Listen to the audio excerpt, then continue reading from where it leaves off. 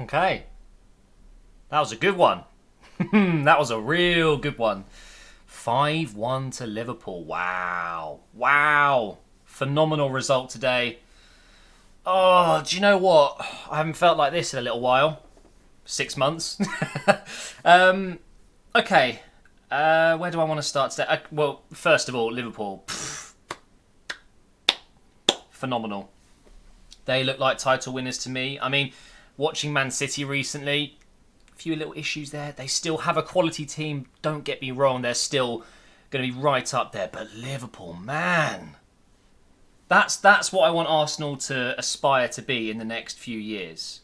We're 5 years behind them. We're 10 years behind them. It's crazy the difference between the two squads today. I know we've got injury issues, and I know we've only had Emery for 5-6 months, and he needs time. But my God, I use this term quite a lot. But levels. There are levels in football. You know, in the Premier League, there is quite a serious gap between Liverpool, City, and then you kind of got Spurs, Chelsea sometimes when they play well. Then you kind of got like Arsenal, Man United. But the gaps in between these teams, it's ridiculous. And it's becoming more and more like the Bundesliga over the last few years when it was just Bayern, you know, completely dominating. And then you look at Spain as well with constant Atletico Madrid, Real Madrid and Barcelona. These leagues, oh, and of course the French league with PSG winning it all the time. But those leagues, I feel like the gap is closing a little bit more. They're much tighter these days. The Premier League, though, what is going on this season? I mean, the big clubs are dropping like flies lately. Loads of points dropped. But Liverpool, man, unbeaten. And can they go the rest of the season unbeaten? Of course they could. 100%. If there's a team that's going to replicate what Arsenal did in 2003, 2004, that era, it's Liverpool. It's just such a good squad, it really is. They've got a bit of everything. I think they've got the best manager in the league behind Pep. I know Pep is obviously, he's at Man City right now and he's been doing so well with them since he joined. And of course they're going through a little bit of a down patch right now. And I still think Pep is the best manager in the world. But Klopp right now, whew, he's doing so well with his Liverpool squad. I know they've spent a lot of money. I know he's had a lot of time to nurture this squad. He's been able to bring in the players that he wants, which is what every manager needs. Which is why I'm not going to panic about this. I'm not going to say Emery's useless. Why did we sign him up? Sign him up like a player. Why did we bring him in, I should say? Why is he still here? Why aren't we sacking him like every other club would do at this point? Because he's just got here. He's been in the Premier League for 10 minutes. This guy needs a lot more time with this club, and we've all seen Arsenal improve this year. You can't sit there, even if you're not an Arsenal fan, and say that we haven't improved this year, because we have. 22 games unbeaten in all competitions is not easy, no matter what team you are or who you're playing against. But unfortunately, we haven't really improved that much. We haven't improved enough. We have improved, but not enough. We're still nowhere near good enough to really go for the title. And of course, that was never going to be the case this year. But come on, man. 5-1. 4-1 at half-time. Embarrassing. Our defenders looked like children against men. Boys against men. It really was. Socrates, arguably one of the best defenders that we've had in recent years, I would say. He's been incredible for us. But what was that today? What was that? Mustafi just come back from injury. You could clearly tell. Just okay. Let's go through the goals, because I've said how good I think Liverpool have been. I think they will go and win the title. So that's that out of the way. Credit to Liverpool. They were incredible. Hugely impressed with them this year. They really do look like the real deal. And if City don't wake up soon, it's game over, right? Going to be a big game on, is it Thursday, or I can't quite remember what. No, it can't be, because it's yeah, it might be Wednesday. Whatever. Why am I even worried about that? City versus Liverpool, big game, okay? But let's talk about today and the goals, because first of all, we scored early on, and it was a good goal. It was really well played by Iwobi. Crosses it in, Maitland-Niles for his first proper Arsenal goal. Great finish, and that's that. That's the end of the Arsenal highlights, guys. Thanks for watching. Now let's talk about Liverpool. and their goals. Because do they even count as goals when you just hand them to them? Yeah, well, of course they're goals, but geez, we literally served them goals on a golden plate, and we were like, please score against us. Tell the board at Arsenal that we need defenders. Here you go. It was ridiculous. What was going on? The first goal that Liverpool score, okay, I get it. Bit of FIFA AIDS. You know, when the ball bounces off a load of defenders, it just happens to fall into the perfect position for Firmino to slot it home. He did the freaking no-look shot as well. I swear, okay, I get it. It's fantastic when you pull it off. It looks really funny. It's egotistical. And if you can pull it off, which Firmino can, it can look pretty good, right? When you score a goal without even looking. But my God, one day, if that backfires, I will laugh so hard. And he will never live it down. If you're going to be cocky, you have to deliver. And Firmino does. So fair play to him. But it's just one of those things that it's going to bite him in the arse one day, doing this no-look crap.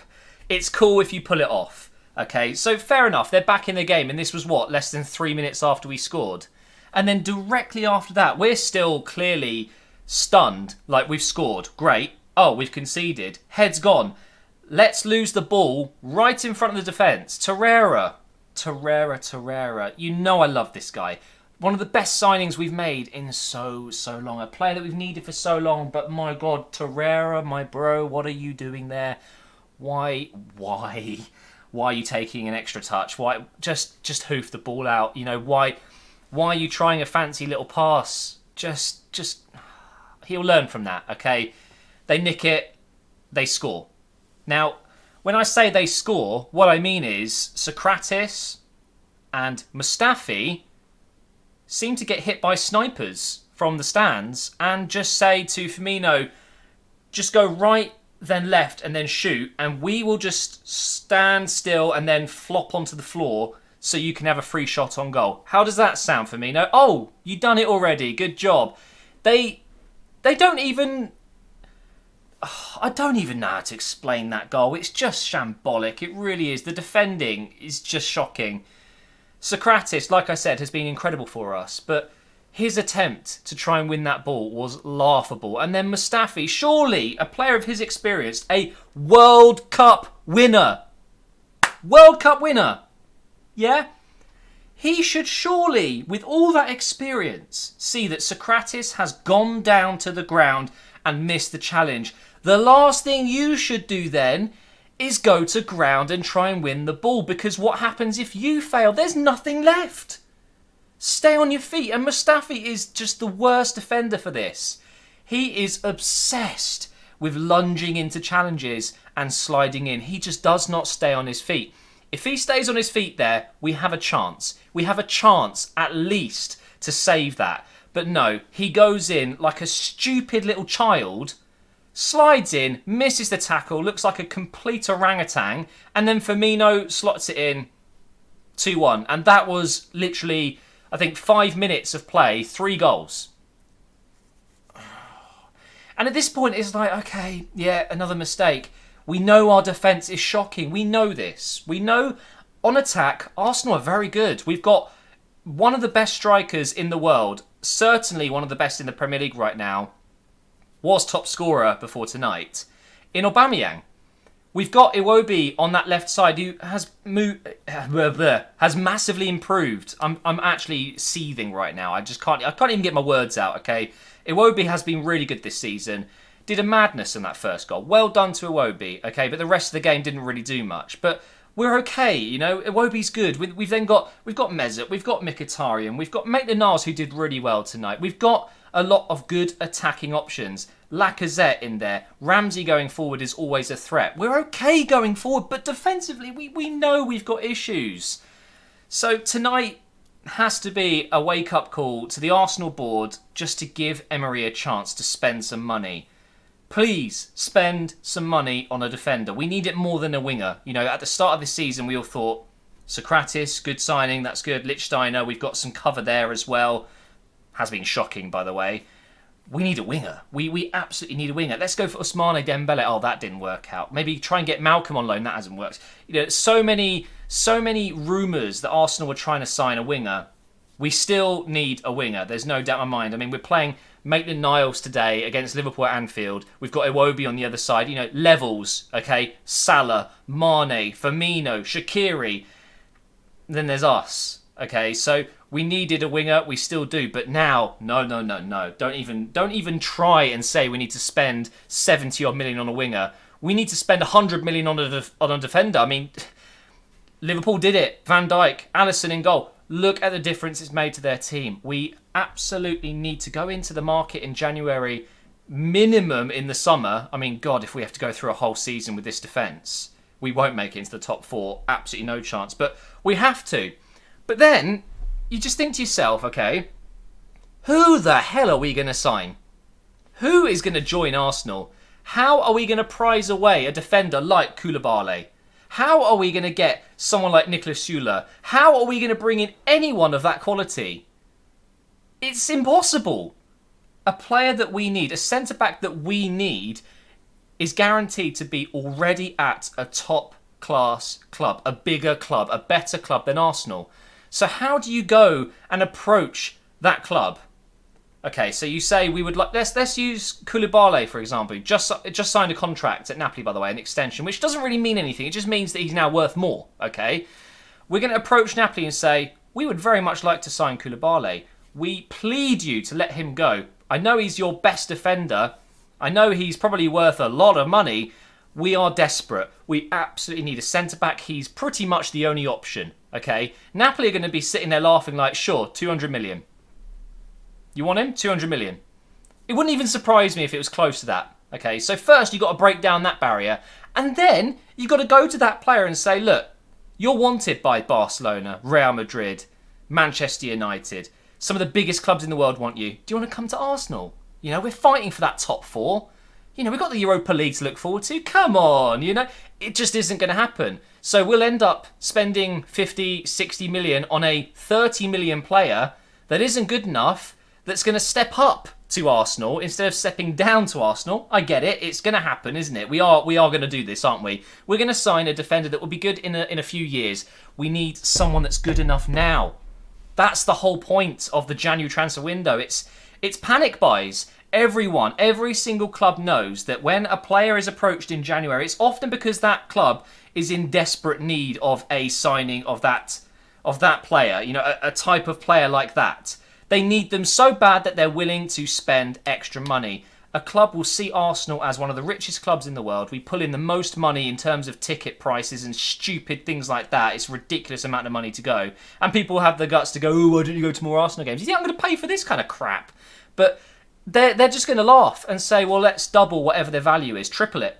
Arsenal will have to pay it. If they really want a player in January, they have to pay the big bucks. And there is no one available of the quality that we need. There's no one. No one. So it isn't going to happen. We're not going to bring in a huge world-class centre-back worth 80 million, are we? It just isn't going to happen. And if it does, I will be the happiest Arsenal fan alive because it's clear that we need it.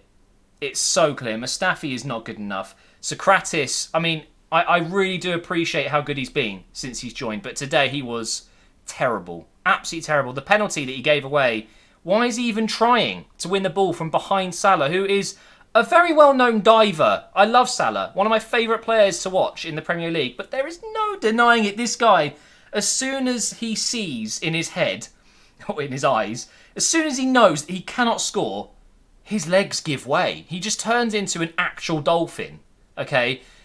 He will go down. Why? One of the most experienced defenders over the last few years, the most experienced that we've got in our defence at centre-back, other than Lichtsteiner, who we'll talk about in a moment. This is going to be a long video. Sokratis is so experienced. Why? Why are you trying to do that? Even if he scores there, okay, we're not going to have a go at Sokratis for not trying to take him out. Just don't stick your leg in between his. It was a soft pen, but it was a penalty. It just was. Okay, it's stupid. Let's talk about Lichtsteiner because we appear to have discovered something incredible at Arsenal. We have a live dinosaur playing at right back today. He is unbelievable, man. I love how commanding he is. I love the respect he gets from everyone on the pitch. I love the fact that he is a leader. He's so experienced, but my God, this guy's legs don't work. He's so slow. He's so slow. And then you rely massively on that experience to position yourself, to mark players and be in the right place at the right time. And this is coming from a 25-year-old who sits in his office talking about football. What do I know?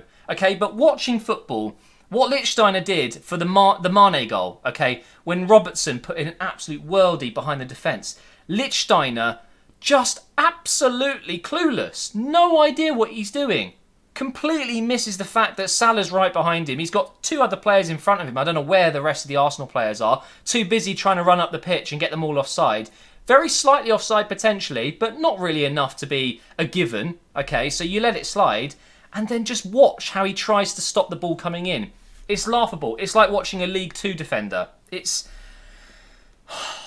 But do you know what? I can't be mad at just Lichtsteiner for making a mistake like that, because there are so many opportunities to stop a goal before the goal happens, okay? Everyone seems to latch onto the very last second when a mistake is made. In this case, Lichtsteiner not marking his man, but the clearance beforehand, the tackles that lead up to all of it, there has to be more from us. There just has to be more from our defence to stop these opportunities. We can't be conceding 4 goals in the first half against anyone. Even the hottest team in Europe right now, Liverpool. Okay, arguably, by the way, I wouldn't go as far as saying they're the best in Europe right now, but they're definitely the hottest informed team right now. They could win the Champions League, man. They are that good. We saw how close they got last year, and Real Madrid won't be putting up a fight this year. It's really, really difficult as an Arsenal fan to know how to feel, because we've dealt with this. We've been smashed at Anfield year after year. We know what this feels like. And before it was different. You know, we had someone to blame. We had a reason that this was happening. Arsene Wenger was still manager. And we all knew he was past it. We all knew it was time. We all knew that the transfers we had made weren't good enough for years and years, and that this was inevitable. And now that we've got a new manager and we've brought in a couple of good signings, you know, Torreira is a good signing. Didn't really look too great today. He was getting eaten alive by that midfield. What do we blame now? I think, unfortunately, it does fall on the fact that we've got so many injuries. You know, it's a very, very, very demanding time of the year. You know, December, January, even November, towards the end of November, when you're going into this winter period, it's so difficult to keep your players fit, and I totally get it. But my God, that defence, it's so broken right now. We are missing Bellerin, for example, such a huge miss for us right now. Today he would have been great for us. I really feel like he would have helped us out in many situations. We're really missing Monreal again. We're missing Koscielny. He came on in the second half. At one point he was playing left wing. I remember seeing that and just thinking, what am I watching? But Koscielny isn't the same guy. That injury is probably going to be the end of his peak. You know, I don't see Koscielny being ever as good as he once was, and that's inevitable. Again, these things are inevitable. He's getting old. He had a big injury. It is what it is. Okay, but we missed that Koscielny, the guy who was leading.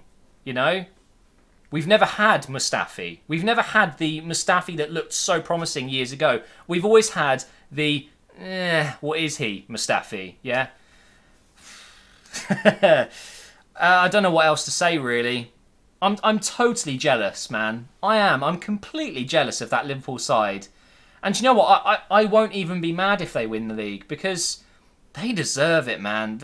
What Klopp has done there is pretty remarkable. And yes, he has spent a lot of money, but so have other clubs.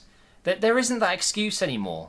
You know, how can Man City spend 200 odd million on their defence in the last few seasons and not be winning games every week like Liverpool are right now, okay? So you look at Liverpool, they've spent less than City, right? I think pretty much, in general, I think Liverpool have spent a little bit less. And they are just unstoppable. And Klopp, I think he's clearly hit exactly what he needs to hit. Right on the head. He's got it working. He's got a well-drilled team. A German team. Well-oiled machine. You know, these guys just win games. They just win. And it's really disappointing that, you know, Arsenal have really, really let go today. We've done so well this season. You know, it's such an improvement. We looked really difficult to beat. really well drilled. And today we just looked so bad, just really, really bad. We got torn apart by the better team. So there's nothing else to say, really. It isn't the end of the world. This is still a massive phase, a massive transition. You know, we're going through what most clubs won't go through very often, where we've gone from a manager that was at the club for so long, the club that was the same for so long, going through a massive change. You know, it's not just the manager. Things in the back room, you know, the staff, these things have all changed. We're a different club now. We really are, and it's going to take time. It just is, and that's why I'm not particularly angry. I don't think Emery got the team wrong today. You know, I'm not going to complain that the manager ruined this result for us, because it wasn't that. We just got beaten by a better team. I predicted a loss before this game. I wasn't even going to say that because it's not nice to predict that your team's going to lose. But you see the game against Anfield at the beginning of the season, you just think, yeah, that'll be another loss. And if you'd asked me a couple of weeks ago when we were still in this unbeaten run, you know, Liverpool, what do you reckon? Do you reckon you can get something at Anfield? I would have said, yeah, of course we can. We can easily get a draw, maybe even a win. We could sneak a result there because we were looking so resilient. But this morning when I looked, you know, especially when the lineups came out, it's like, gee, we're going to get absolutely smashed. Absolutely smashed. And that's exactly what has happened. But it isn't the end of the world. It is okay. We'll come back, and I still think we're on for top four. I think we can do it. I think we obviously need to get some of our injured players back and fit. And of course, if we can dip into the market in January, which is just a few days away now, so the rumours will be flying around. Don't believe anything you see until you see them in the shirt, by the way. There's going to be a lot of rumours. But if we can do well in the transfer window, pick up a couple of wins in a row, confidence will get back into this team. We've got a really good squad of players that get on well, you know, and I think we will come back from this. It's a huge bump in the road, but it is okay. It's not the end of the world. We're not trying to win the Premier League this season, so nothing has actually changed in that regard. So thank you for watching this review of the fantastic match at Anfield, and I will see you in the next episode.